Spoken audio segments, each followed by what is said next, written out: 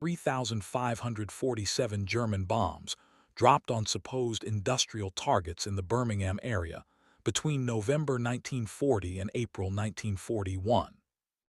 Of these 123 bombs, 34% struck decoy sites rather than actual factories. The actual missed distance was even more impressive. Bombs targeting decoys landed an average of 9.8 km from their intended real targets. Given that a 250 kg bomb had a lethal radius of approximately 15 m, bombs missing by 9,800 m might as well have landed on a different planet. This wasn't accidental deployment of dummy targets.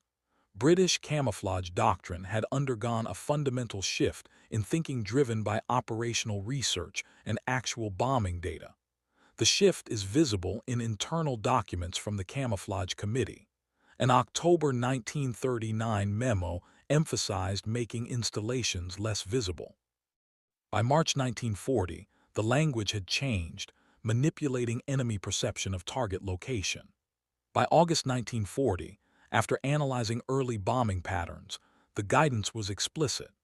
Our goal is not to hide what exists, but to persuade enemy forces that targets exist where they do not. What made this work wasn't any single clever trick, but rather a systematic understanding of how aerial navigation actually functioned under operational conditions. German doctrine assumed that Nicerine radio beams plus visual confirmation would provide reliable targeting. They were right about the first part. Their beams were genuinely accurate, but they were wrong about the second. Visual confirmation wasn't reliable when observers were looking at unfamiliar terrain at night whilst being shot at. Consider the reality of what a Luftwaffe bombardier experienced. First, the Nicerine system told him he was approaching the target area, accurate to 400 m/s. He would scan ahead for distinctive features matching his reconnaissance photographs. Third, finding something that matched, he would signal the pilot to maintain course. Fourth, at the release point calculated by his bomb sight, he would drop his ordnance.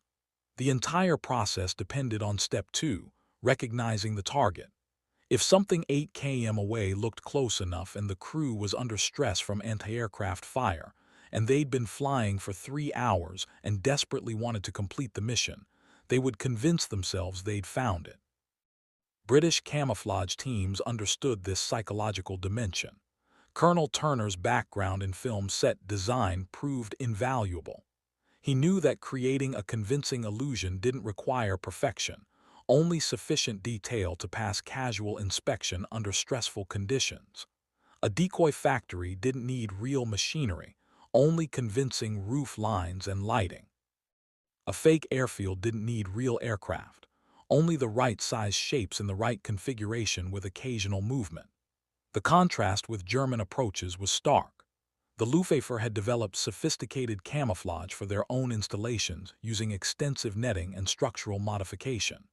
The decoy airfield at Schiphol in the Netherlands, constructed in 1940, cost over 180,000 Reichsmarks and featured detailed fake aircraft with working lights.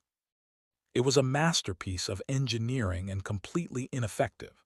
RAF bomber crews largely ignored it because British navigation relied more heavily on radio aids like Gnobo, which provided precise coordinates. British crews knew their exact position. They weren't searching for visual landmarks in the same way. The philosophical difference ran deeper. German military thinking emphasized precision and technological superiority. Their camouflage had to be technically perfect, accurate in every detail. British thinking forged in the desperate circumstances of 1940 emphasized pragmatism. What worked in practice mattered more than what looked good in theory.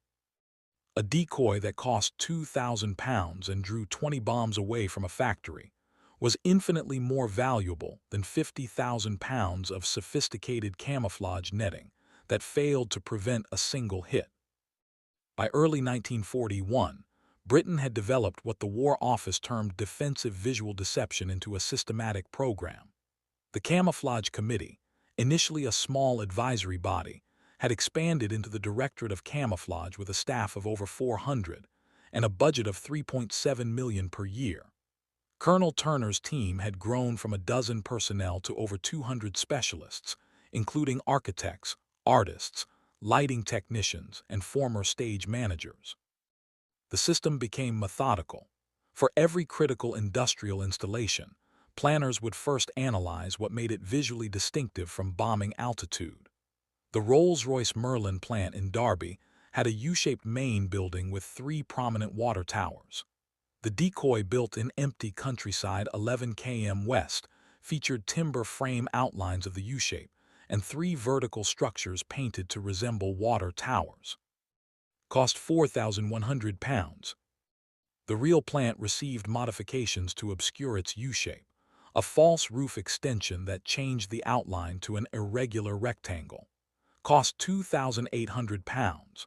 Total investment £6,900 to protect a facility producing 600 engines per month worth $1.8 million. The decoy program expanded beyond industrial sites. By March 1941, Britain operated 52 starfish sites, elaborate decoys simulating burning towns and cities to draw bombs away from populated areas. These were the most sophisticated installations, featuring multiple fire pits with timed ignition sequences that mimicked the way real fires spread through urban areas. Each starfish site required a crew of 12 Home Guard personnel who would monitor German bomber approach routes and ignite their fires at precisely calculated moments. Early enough to be visible before bombers reached the real city, but not so early as to seem suspicious. The statistical impact was documented meticulously.